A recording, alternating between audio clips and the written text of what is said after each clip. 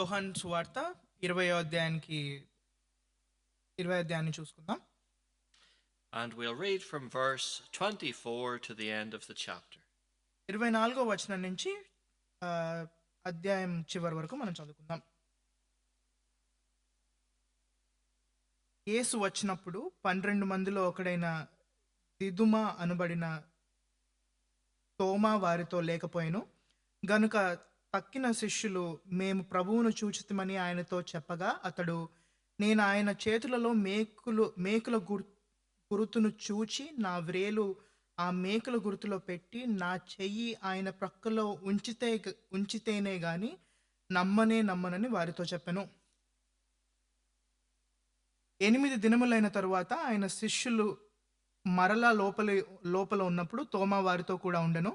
తలుపులు మూయబడి ఉండగా యేసు వచ్చి మధ్యన నిలిచి, మీకు సమాధానము కలుగునుగాక అనెను.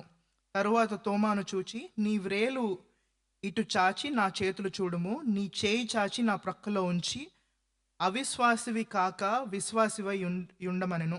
అందుకు తోమా ఆయనతో, నా ప్రభువా నా దేవా అనెను. యేసు, నీవు నన్ను చూచి నమ్మితివి, చూడక నమ్మిన వారు ధన్యులని ఆయనతో చెప్పెను.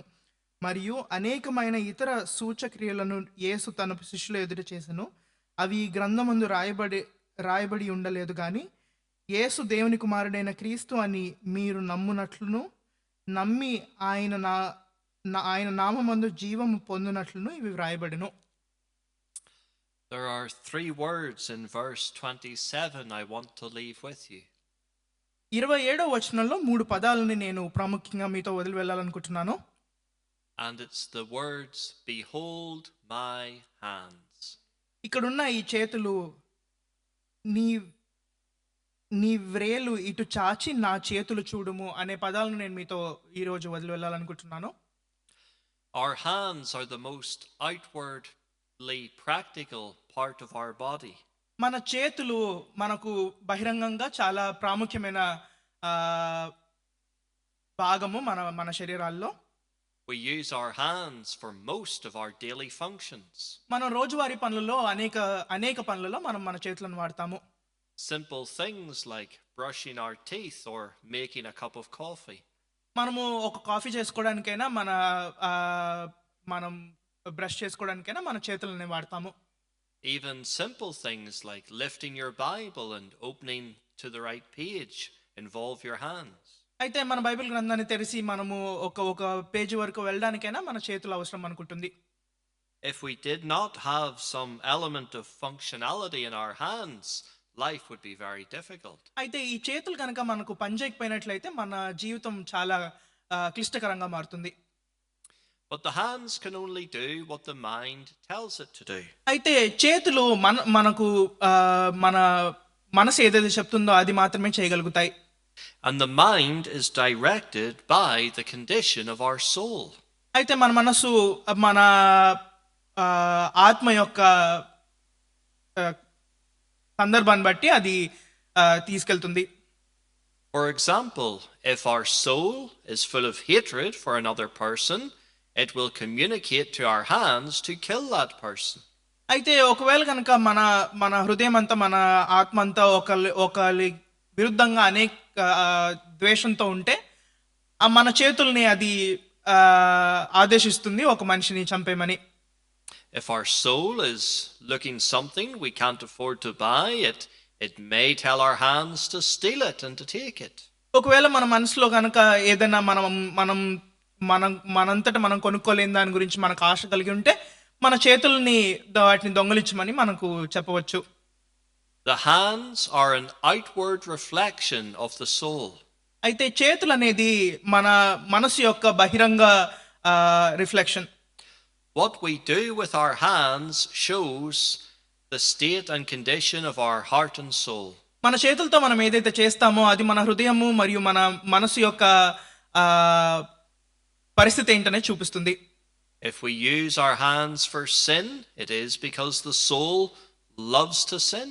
మనం మన చేతులని పాపం చేయడానికి కనుక ఉపయోగిస్తే మనం ఎందుకు చేస్తామంటే మన మనసుకి పాపం అంటే ఎంతో ఇష్టం కాబట్టి.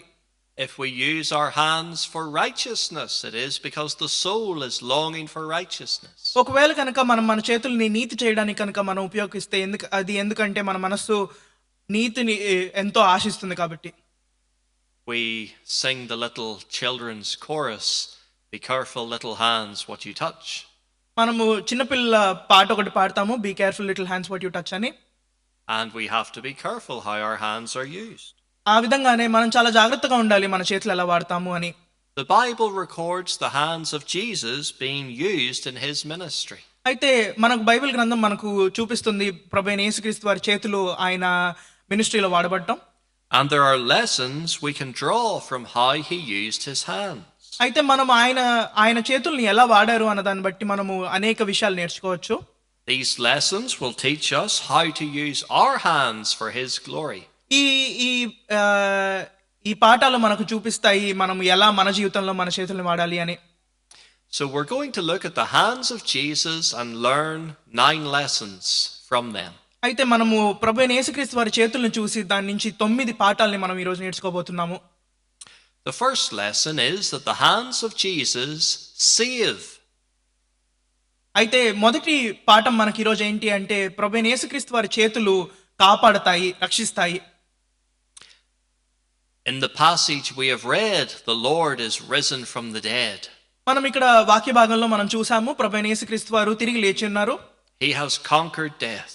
ఆయన మరణాన్ని జయించి ఉన్నారు. He is victorious. ఆయన జయశీలుడై ఉన్నారు. In a matter of days he will ascend to heaven. అయితే కొన్ని రోజుల తరబడిలోనే ఆయన పరలోకానికి లేపబడిపోతున్నారు. But before he does, he communicates truth to his disciples. అయితే ఆయన వెళ్ళిపోక ముందే ఆయన శిష్యులకి నిజాన్ని చూపించి వెళ్తున్నారు. And look what he says to Thomas in John 20:27. అయితే ఇక్కడ తోమాకి ఆయన యోహాను సువార్త 20వ అధ్యాయం 27వ వచనంలో ఏం చెప్తున్నారో చూడండి. He says, "Reach hither thy finger and behold my hands, and reach hither thy hand and thrust it into my side." అయితే ఇక్కడ రాయబడి ఉంది 27వ వచనంలో, నీ వ్రేలు ఇటు చాచి నా చేతులు చూడుము, నీ చేయి చాచి నా ప్రక్కలో ఉంచి అవిశ్వాసవి కాక విశ్వాసవై ఉండుము అని ప్రభువైన యేసుక్రీస్తు వారు తోమాతో చెప్తున్నారు. He wanted Thomas to look at his hands. అయితే తోమాని ఆయన చేతులను చూడమని ఆయన ప్రభువైన యేసుక్రీస్తు వారు చెప్తున్నారు. What was so special about his hands? అయితే ఆయన చేతుల్లో అంత ప్రత్యేకత ఏంటి? Well, these are hands that bear the mark of his crucifixion. అయితే ఈ చేతుల్లోనే ఆయన సిలువ వేయబడడానికి యొక్క సూచనలు కలిగి ఉన్నాయి. These hands, which are now healed, show that he was nailed to the cross. అయితే ఇప్పుడు బాగుపడిన ఈ చేతులే చూపిస్తున్నాయి ఆయన సిలువకి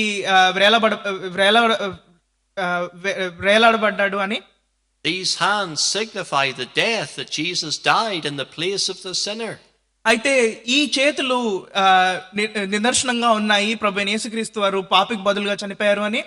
In telling Thomas to look at his hands, he's telling him to look at what I did for you. అయితే తోమాతో నా చేతులు చూడుము అని చెప్తున్నప్పుడు నేను మీకోసం ఏదైతే చేశానో దాన్ని చూడమని చెప్పి ప్రభువారు ఆయనకు చూపిస్తున్నారు. I went to the cross for you. నేను సిలువకి నేను నీ కొరకే వెళ్ళాను అని. I died for you. నేను నీ కోసం చనిపోయానని. I bore the wrath of God for you, Thomas. అయితే నేను నీ పాపానంతా నేను నీ కోసమే మోసాను అని. Everything I suffered was for you. నేను కష్టపడిందంతా నీ కోసమే అని. And I bear the visible marks of it in my hand. అయితే దానికి సూచనగా నా చేతిలో ఆ మార్క్స్ ఉన్నాయి. And he tells Thomas, be not faithless but believing. అయితే తోమాతో ఇక్కడ చెప్తున్నారు, అయితే నువ్వు అవిశ్వాసివి కాక విశ్వాసవై ఉండమని. Thomas, believe that I died on the cross for you. అయితే తోమాతో అంటున్నారు, తోమా నమ్ము నేను నీ కోసం కలువరిలో చనిపోయానని.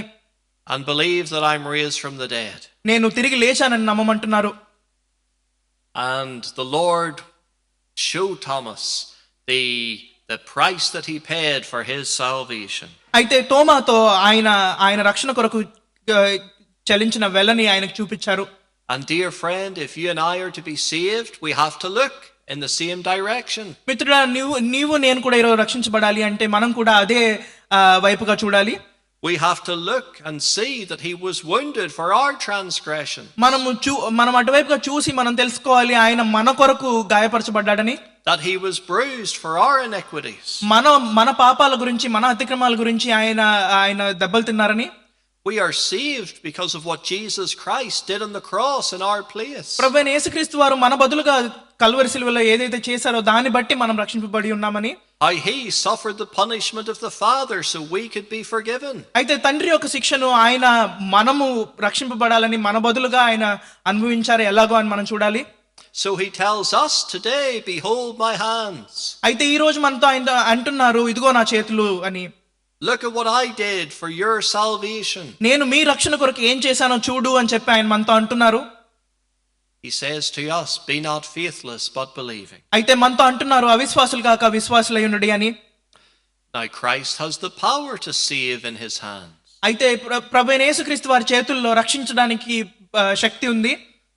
In Isaiah chapter 59 and verse 1. అయితే యెషయా 59వ అధ్యాయము Isaiah 59. 59వ అధ్యాయము మొదటి వచనంలో It says, behold, the Lord's hand is not shortened that it cannot save.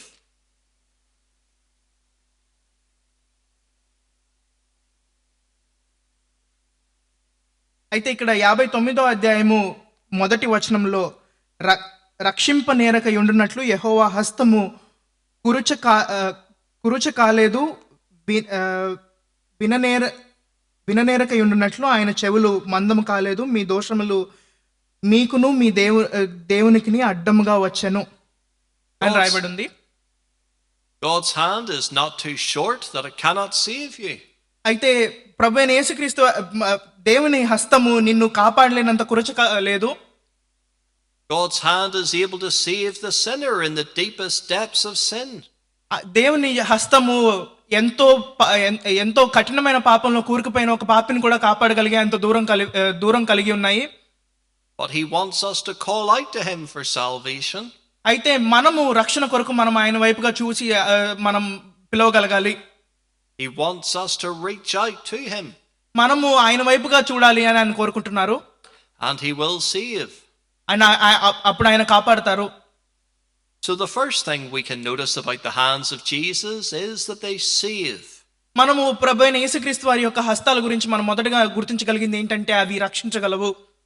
The second thing we can notice is that Jesus used his hands to serve. రెండవదిగా మనం గుర్తించగలిగింది ఏంటంటే ప్రభువైన యేసుక్రీస్తు వారు ఆయన చేతుల్ని సర్వ్ చేయడానికి, సేవ చేయడానికి వాడారు. John chapter 13 verse 5. యోహాను సువార్త 13వ అధ్యాయము 5వ వచనంలో మనం చూసుకుంటే It says that Jesus poureth water into a basin and began to wash the disciples' feet and to wipe them with the towel wherewith he was girded. ఇక్కడ రాయబడి ఉంది, అంతట పల్లెములో నీళ్లు పోసి శిష్యుల పాదములు కడుగుటకును తాను కట్టుకొని ఉన్న తువాలుతో తుడుచుటకును మొదలుపెట్టెను. Christ used his hands to wash the disciples' feet. ప్రభువైన యేసుక్రీస్తు వారు ఆయన చేతుల్ని ఉపయోగించారు ఆయన శిష్యుల పాదాలను కడగడానికి. Think of the magnitude of that event. జరిగిన ఆ విషయంలో ఉన్న గొప్పతనాన్ని మీరు ఆలోచించండి ఒకసారి. God washing the feet of sinful men. ఒక దేవుడు ఒక పాపిష్ఠుడైన ఒక మనిషి కాళ్ళు కడగడం అంటే He was teaching them a lesson in humility. అయితే దీనత్వంలో ఒక పాఠాన్ని ఆయన నేర్పిస్తున్నారు వాళ్ళకి. He was teaching them to serve others. వాళ్ళకి నేర్పిస్తున్నారు ఇతరులకి సేవ ఎలా చేయాలి అని చెప్పేసి. They all thought they were too good to wash each other's feet. వాళ్ళందరూ అనుకున్నారు వాళ్ళు చాలా గొప్ప వాళ్ళు ఒకరి కాళ్ళు ఒకరు కడుక్కోవడానికి అని. They thought somebody lower than them should wash feet. వాళ్ళు అనుకున్నారు వాళ్ళకన్నా తక్కువ వాళ్ళు ఎవరో వచ్చి వాళ్ళ కాళ్ళు కడగాలి అని. Well, Christ showed them that if he washes their feet, they should wash the feet of others. అయితే ప్రభువైన యేసుక్రీస్తు వారు వాళ్ళకి చూపించారు ప్రభువారే వాళ్ళ కాళ్ళు కడగలిగితే వాళ్ళు ఎవరికి కాళ్ళైనా కడగాలి అని. He served others by this act of humility. అయితే ఈ దీనత్వంతో ఇతరులకి ఆయన సేవ చేశారు. And we are to serve others. అలాగే మనం కూడా వేరే అందరికీ మనం సేవ చేయాలి. We're to serve them by bringing them the gospel. మనం సువార్తను తీసుకొని మనం వాళ్ళకి సేవ చేయాలి.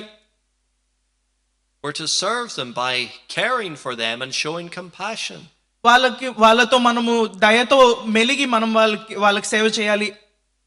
But Christ served us in the way that we could never serve others. ప్రభువైన యేసుక్రీస్తు వారు మనకు సేవించిన విధంగా మనం ఎవరికి ఎప్పుడు సేవ చేయలేము. He served us by giving his hands to be nailed to the cross. మనకు ఆయన సేవ చేస్తూ ఆయన చేతుల్ని మన కొరకు అర్పించుకొని దానికి ఆయన మేకుల చేత కొట్టించుకున్నారు. So that we can be saved. దాని ద్వారా మనకు రక్షణ కలిగే విధంగా. If Christ has saved us, he has saved us to a life of service. ప్రభువైన యేసుక్రీస్తు వారు మనల్ని రక్షిస్తే మనల్ని ఆయన ఒక సేవా జీవితం ద్వారా మనల్ని రక్షించారు. Not a life of selfishness. మన ఒక ఎంతో సెల్ఫిష్ జీవితం ద్వారా కాదు. The third thing that Jesus did with his hands was restore life. ప్రభువైన యేసుక్రీస్తు వారు ఆయన చేతితో చేసిన మూడో విషయం ఏంటంటే తిరిగి జీవాన్ని తీసుకురావడం. Luke chapter 7 verse 14. లూకా సువార్త 7వ అధ్యాయము 14వ వచనంలో Here we have the story of the widow of Nain and her dead son. ఇక్కడ ఒక తల్లి మరియు ఆయన ఆవిడ చనిపోయిన కుమారుడు గురించి మనం చూడగలుగుతున్నాము.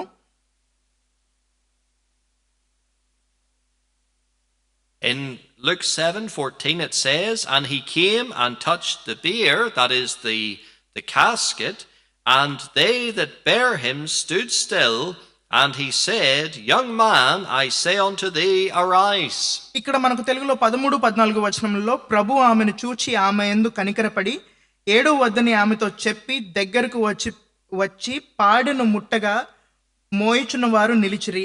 ఆయన చిన్నవాడా లెమ్మని నీతో చెప్పుచున్నాననగా. So here was the funeral of a young man. అయితే ఇక్కడ ఒక చనిపోయిన ఒక చిన్న పిల్లవాడి చివరి ఆఖరి యాత్ర జరుగుతుంది. And Jesus walked up and touched the casket or the bed on which he was being transported. అయితే ప్రభువైన యేసుక్రీస్తు వారు అక్కడ మోయబడుతున్న ఆ పాడును వెళ్ళి ముట్టుకునగా. And he told the dead to arise. అక్కడ ఆయన చెప్పారు, చిన్నవాడ లెమ్మని నీతో చెప్తున్నాను అని చెప్పి ఆ చనిపోయిన చిన్నపిల్లవాడితో చెప్పారు. And the young man awoke. అయితే ఆ చిన్నపిల్లవాడు అప్పుడు లేచాడు. He's the only man to have walked home from his own funeral. ఆయన పాదయాత్ర నుంచి ఆయన ఇంటికి తిరిగి మళ్ళీ వెళ్ళిన మొదటి వ్యక్తి ఆయనే. There was the hand of Jesus that brought life to the dead. అయితే ప్రభువైన యేసుక్రీస్తు వారి చెయ్యి ఆ రోజు చనిపోయిన ఒక వ్యక్తికి జీవాన్ని తీసుకొచ్చింది. And that's what the hand of Jesus does. It brings life to dead sinners. అయితే ప్రభువైన యేసుక్రీస్తు వారి చెయ్యి ఏదైతే ఉందో అది చనిపోయిన పాపులకు తిరిగి జీవాన్ని తీసుకొస్తుంది. It resurrects us from our dead, sinful nature in Adam to new life in Jesus Christ. అయితే మనం చనిపోయిన పాపగ్రస్తులైన హృదయాన్ని ఆదాం వంటి హృదయాన్ని మనల్ని తిరిగి కొత్త జీవితాన్ని ప్రభువైన యేసుక్రీస్తు వారి చెయ్యి తీసుకొస్తుంది. The fourth thing that Jesus did with his hands was heal. ప్రభువైన యేసుక్రీస్తు వారు ఆయన చేతులతో చేసిన నాలుగో విషయం ఏంటంటే అది స్వస్థపరచడం. There are many times that Jesus healed. అయితే అనేక సందర్భాల్లో ప్రభువైన యేసుక్రీస్తు వారు స్వస్థపరిచారు. And we don't have time to look at them all here today. మనకు అవన్నీ చూడడానికి ఈ రోజు మనకు సమయం లేదు కానీ. But one that he did heal was lepers. అయితే మనం చూడగలిగింది ఒకటి ఎవరంటే కుష్ఠవ్యాధి కలిగిన వాళ్ళు. Matthew chapter 8 verse 3. మత్తయి సువార్త 8వ అధ్యాయము 3వ వచనాన్ని గనుక మనం చూసుకుంటే, and Jesus put forth his hand and touched him, saying, I will be thy clean. And immediately his leprosy was cleansed. ఇక్కడ 3వ వచనంలో అందుకు ఆయన చెయ్యి చాపి వాణ్ణి ముట్టి నాకిష్టమే నీవు శుద్ధుడవు కమ్మని చెప్పగా తక్షణమే వాని కుష్టి రోగము శుద్ధి ఆయను. Lepers were the outcasts of society. అయితే కుష్టివ్యాధి కలిగిన వాళ్ళు సొసైటీ నుంచి దూరంగా బతికే వాళ్ళు. They were badly diseased and highly infectious. వాళ్ళు ఎంతో దారుణంగా కుష్టివ్యాధి కలిగి ఎంతో అందరికి ఇన్ఫెక్షస్ గా ఉండేవాళ్ళు. Nobody wanted to be near them. వాళ్ళకి దగ్గరగా ఎవరు ఉండాలనుకునేవారు కాదు. They had to live outside the cities. వాళ్ళు గ్రామాల బయట బతకవలసి వచ్చేది. And nobody would certainly touch them. వాళ్ళని ఎవరు ముట్టుకునే వాళ్ళు కాదు. But Jesus used his precious hand to touch the leper. కాకపోతే ప్రభువైన యేసుక్రీస్తు వారి ప్రశస్తమైన హస్తాంతో ఆ కుష్టివ్యాధి కలిగిన వాడిని ముట్టుకున్నారు ప్రభువారు. and Jesus healed that leper from his awful disease. ఆ ప్రభువైన యేసుక్రీస్తు వారు ఆ దారుణమైన కుష్ఠవ్యాధి కలిగి ఉన్న మనిషిని ఆయన స్వస్థపరిచారు. Well, dear friend, that's what Jesus wants to do for us. మిత్రులారా, ప్రభువైన యేసుక్రీస్తు వారు మనకు కూడా అదే చేయాలనుకుంటున్నారు. To deal with our disease of sin. మన కుష్ఠవ్యాధి వంటి పాపాన్ని గురించి, to deal with our disease of rebelling against God. ప్రభుకి విరుద్ధంగా మనం పోరాడే ఆ రెబెలియన్ నుంచి మనల్ని అలాగే కాపాడాలనుకుంటున్నారు. He wants to heal the disease of unbelief. అయితే అవిశ్వాసం అనే వ్యాధిని ఆయన హీల్ చేయాలనుకుంటున్నారు. And he wants to make us whole and complete. మనల్ని కంప్లీట్ గా చేయాలనుకుంటున్నారు. Just as Adam was perfect in the garden, Jesus wants to bring us back to perfection. ఏదెన్ తోటలో ఎలా అయితే ఆదాము పరిపూర్ణంగా ఉన్నాడో అలాగే పరిపూర్ణత మనలో కూడా తీసుకురావాలనుకుంటున్నారు ప్రభువారు. So dear friend, that's what Jesus wants to do in your life. మిత్రుడా, ఈ రోజు నీ జీవితంలో కూడా ప్రభువైన యేసుక్రీస్తు అదే చేయాలనుకుంటున్నారు. Not just give you a little ticket to heaven in your back pocket. ఏదో మీ వెనుక జేబులో పరలోకానికి ఒక చిన్న ticket ఇవ్వాలనుకోవట్లేదు. He wants by his hands to completely change and transform you. ఆయన చేతుల ద్వారా నిన్ను పూర్తిగా మార్చాలనుకుంటున్నారు. నిన్ను ఒక విభిన్నంగా మిమ్మల్ని చేయాలనుకుంటున్నారు. There are many more that Jesus healed. అనేక మంది ఉన్నారు ప్రభువైన యేసుక్రీస్తు వారు స్వస్థపరిచిన వాళ్ళు. He healed the blind. ఆయన గుడ్డివారిని స్వస్థపరిచారు. He healed Malchus after Peter cut his ear off. అయితే సైనికుడిని ఎప్పుడైతే పేతురు ముక్కుని కట్ చేస్తారో దాన్ని ఆయన స్వస్థపరిచారు. And he even healed Peter's mother-in-law. అయితే పేతురు యొక్క అత్తగారిని కూడా ఆయన స్వస్థపరిచారు. One other group I want you to see in Luke chapter 4 verse 40 is the multitude that he healed. లూకా సువార్త 4వ అధ్యాయంలో ఎవరైతే ఈ ఒక గొప్ప సమూహాన్ని ఆయన స్వస్థపరిచినట్టు మనం చూడొచ్చు.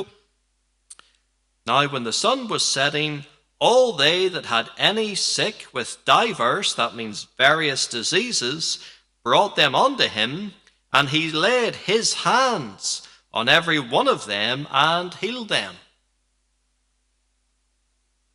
Luke 4:40.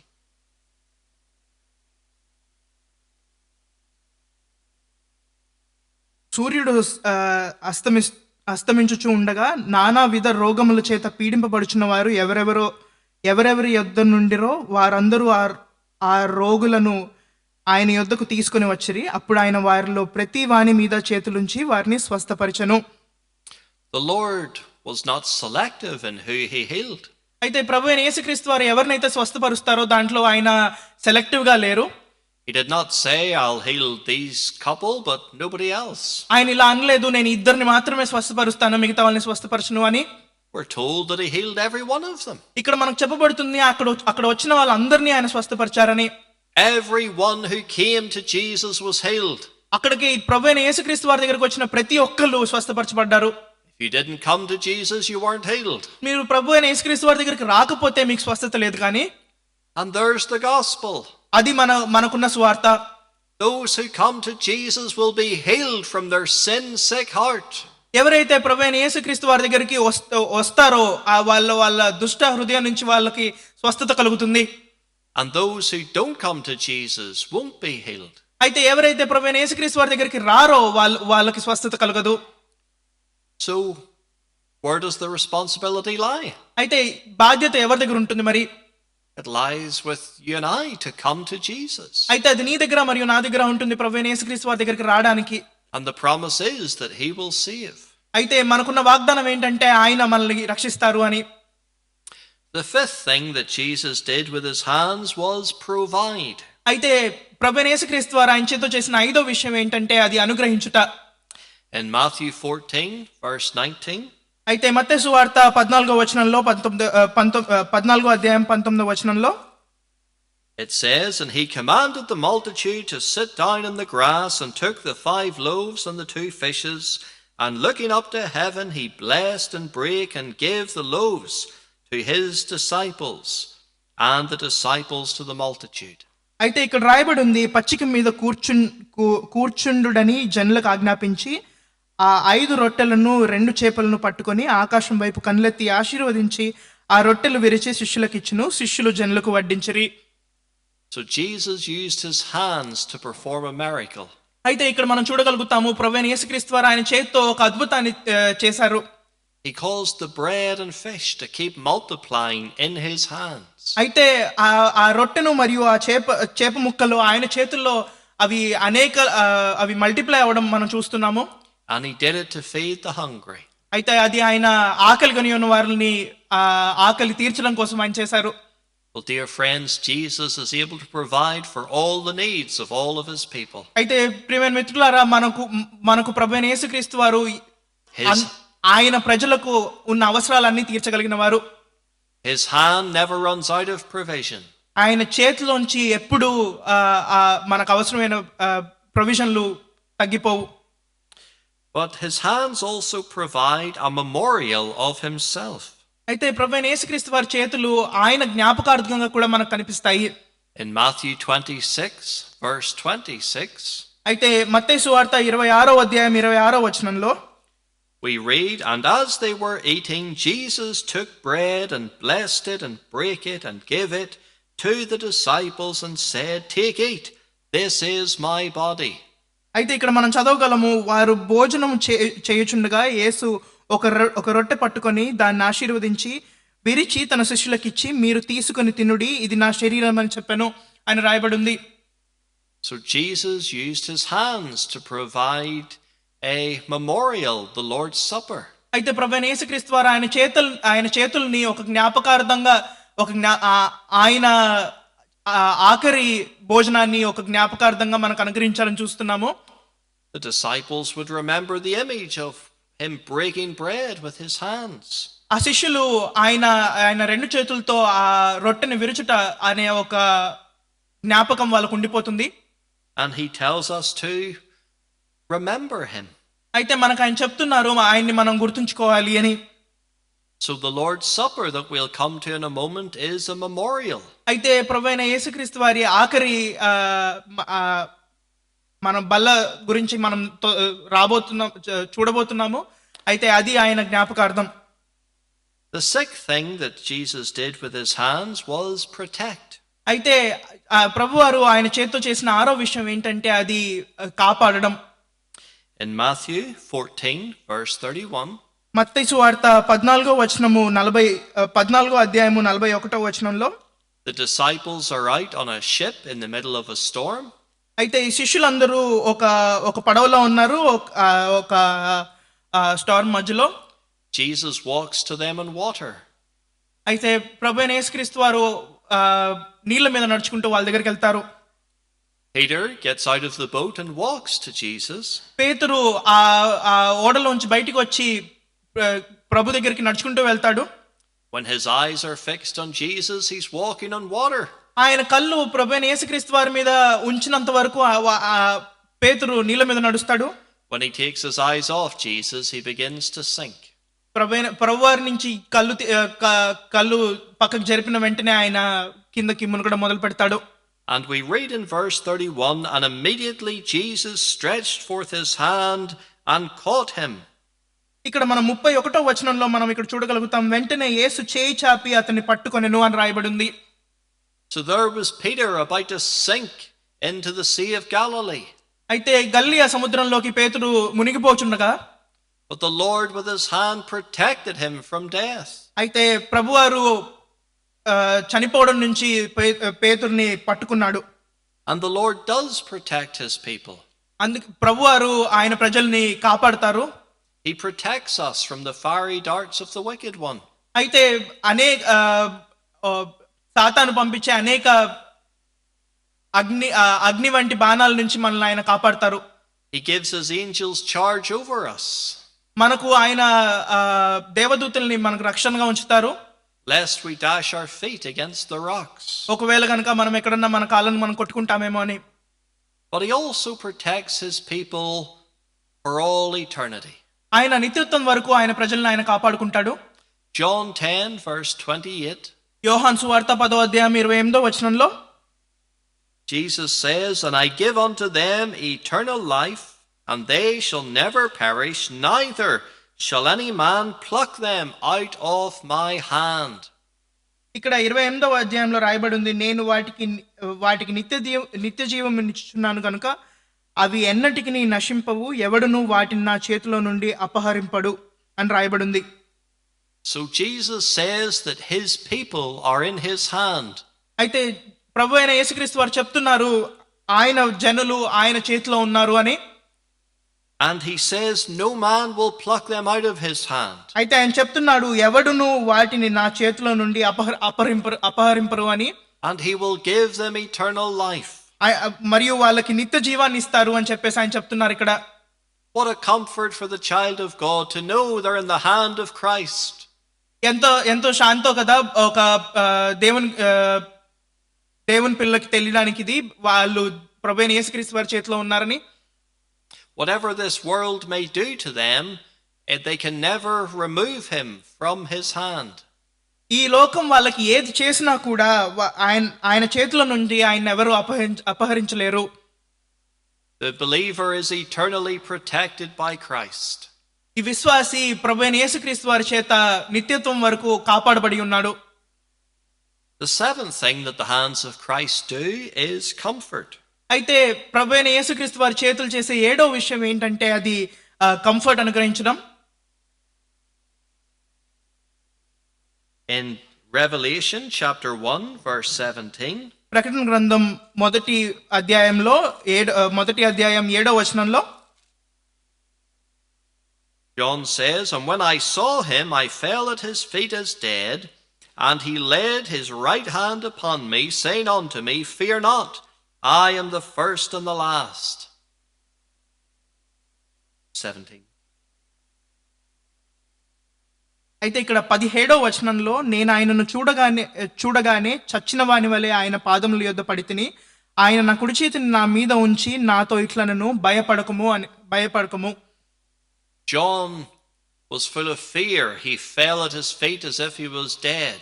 యోహాను ఎంతో భయపడిపోయి ఆయన కాళ్ళ మీద పడిపోయారు చనిపోయిన వాడి వలె. And yet Christ put his hand upon John. కానీ ప్రభువైన యేసుక్రీస్తు వారు ఆయన చేతిని యోహాను మీద ఉంచి and told him to fear not. ఆయనకు చెప్పారు భయపడకము అని. And Christ does that to every believer. అలాగే ప్రతి విశ్వాసికి ప్రభువైన యేసుక్రీస్తు వారు అదే చేస్తారు. He tells us, fear not. మనకు చెప్తున్నారు భయపడకము అని. Not to be afraid of this world. ఈ లోకాన్ని చూసి భయపడకూడదని. Not to be afraid of the devil. దయ్యాన్ని చూసి భయపడకూడదని చెప్పి. Because he has conquered everything. ఎందుకంటే ఆయన ప్రతి దాన్ని ఆయన జయించారు కాబట్టి. And that is the comfort the Christian has. They are looking unto Jesus. క్రైస్తవుడికున్న ఒక నమ్మకం ఇదే, మనం ప్రభువైన యేసుక్రీస్తు వారిని చూడగలుగుతున్నామని, చూస్తూ ఉన్నామని. The eighth thing that Jesus does with his hands is bless. ప్రభువైన యేసుక్రీస్తు వారు చేసే 8వ విషయం ఏంటంటే మనల్ని ఆశీర్వదించుట. We read that Jesus lifted up his hands at Bethany and blessed the people. మనం ఇక్కడ చూడగలము బేతనీలో ఆయన చేతులు ఎత్తి అందరిని ఆశీర్వదించారు అని. We read that little children were brought to Jesus, that he would put his hands upon the children and bless them. అయితే చిన్న పిల్లవాళ్ళు ప్రభువైన యేసుక్రీస్తు వారి దగ్గరికి తీసుకురాబడ్డప్పుడు ఆయన వారి మీద ఆయన చేతులుంచి వాళ్ళని ఆశీర్వదిస్తారు అని మనం చూసాం ఇక్కడ. And this is what the Lord wants to do for his people. He wants to bless them. ఆయన ప్రభువైన యేసుక్రీస్తు వారు ఆయన ప్రజలకు ఇదే చేయాలనుకుంటున్నారు. ఆయన వాళ్ళని ఆశీర్వదించాలనుకుంటున్నారు. The Lord has not saved his people from sin so that they would be miserable and poor. He saved them to bless them.